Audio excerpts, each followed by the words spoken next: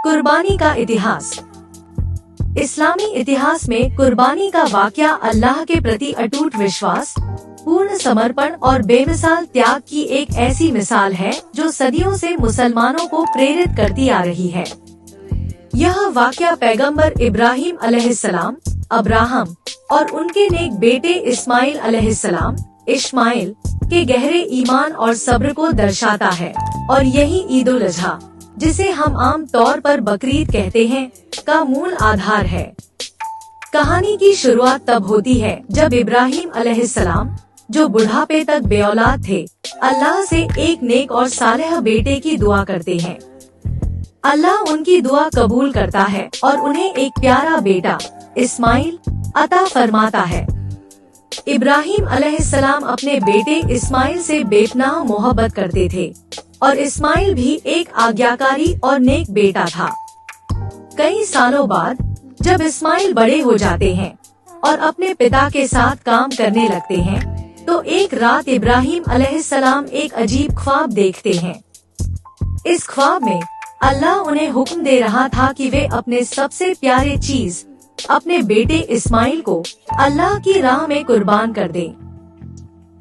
इब्राहिम अलैहिस्सलाम यह ख्वाब देखकर सकते में आ जाते हैं। उन्हें यकीन नहीं होता कि यह अल्लाह का ही हुक्म है या शैतान का बहकावा। लेकिन जब यह ख्वाब लगातार 3 रातों तक आता है, तो उन्हें यकीन हो जाता है कि यह अल्लाह का ही हुक्म है और उनका सबसे प्यारा चीज तो उनका प्यारा बेटा ही है। बेटा से बढ़कर कोई चीज प्यारा नहीं। इब्राहिम अलैहिस्सलाम के लिए यह फैसला लेना बेहद मुश्किल था। एक तरफ अपने इकलौते बेटे के लिए गहरा प्यार और दूसरी तरफ अपने रब का अटूट हुक्म। लेकिन उनका अल्लाह पर ईमान इतना गहरा था कि उन्होंने फैसला किया कि वे अल्लाह के हर हुक्म का पालन करेंगे, चाहे वह कितना भी कठिन क्यों न हो। इब्राहिम अलैहिस्सलाम ने अपने बेटे इस्माइल से इस ख्वाब का जिक्र किया। इस्माइल अलैहिस्सलाम, जो खुद भी अल्लाह पर गहरा यकीन रखते थे और जानते थे कि उनके पिता अल्लाह के पैगंबर हैं, बिना किसी हिचकिचाहट के जवाब देते हैं, ए अब्बा जान, आपको जो हुक्म हुआ है उसे पूरा कीजिए। इंशाअल्लाह आप मुझे सब्र करने वालों में से पाएंगे। यह इस्माइल अलैहिस्सलाम की आज्ञाकारिता, अल्लाह पर उनके विश्वास और उनके अटूट सब्र का एक बेमिसाल प्रमाण था।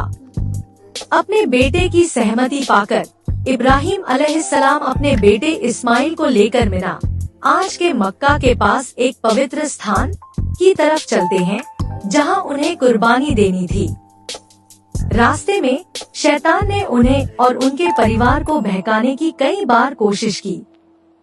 शैतान पहले इब्राहिम अलैहिस्सलाम के पास आया और उन्हें बहकाया कि वे अपने बेटे की कुर्बानी न दें, यह अल्लाह का हुक्म नहीं हो सकता।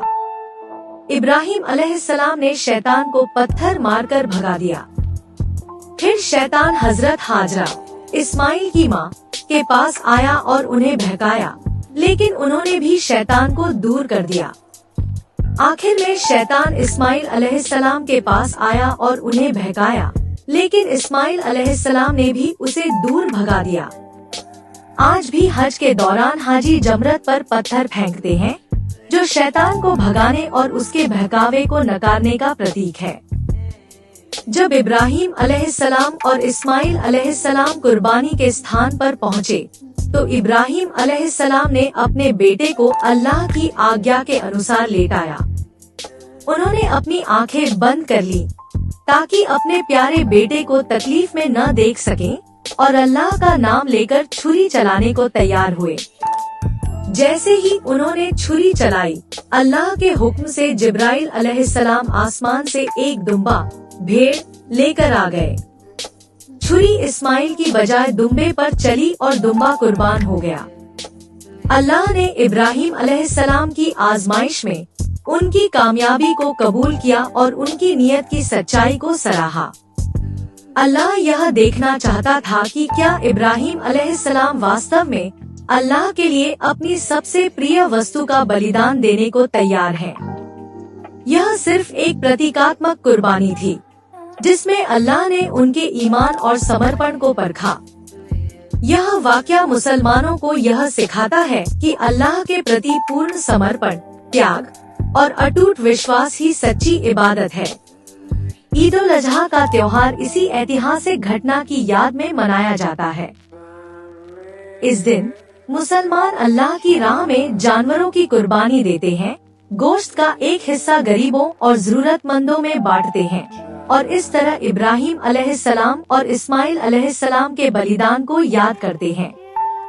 यह कहानी हमें यह भी सिखाती है कि अल्लाह अपने बंदों को कभी उनकी बर्दाश्त से ज्यादा आजमाइश में नहीं डालता और अंत में हमेशा रहमत और आसानियां पैदा करता है। यह धैर्य, आज्ञाकारिता और अल्लाह पर अटूट विश्वास की एक ऐसी गाथा है जो हमेशा अमर रहेगी और हमें सही मार्ग पर चलने की प्रेरणा देती रहेगी।